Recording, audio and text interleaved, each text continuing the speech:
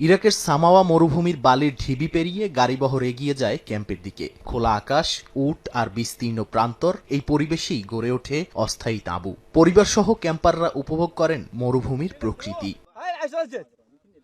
মাকসাদ ক্যাম্পের প্রতিষ্ঠাতা জানান, ৩ বছর আগে পরিবার ভিত্তিক ক্যাম্পিং শুরু করায় শুরুতে আপত্তি ছিল স্থানীয়দের। আর্থিক ক্ষতিও হয়েছে, তবে লক্ষ্য ছিল সমাজে ক্যাম্পিংয়ের গুরুত্ব বোঝানো।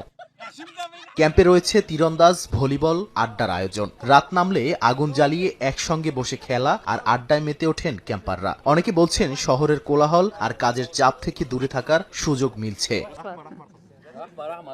বিদেশের মরুভূমি ক্যাম্প থেকে অনুপ্রাণিত হয়েই এই উদ্যোগ। আয়োজকদের আশা, দেশীয় পর্যটনের পাশাপাশি ইরাকের মরুভূমি একদিন আকর্ষণ করবে বিদেশি দর্শনার্থীদেরও। নাদিম মারজান, সময় সংবাদ।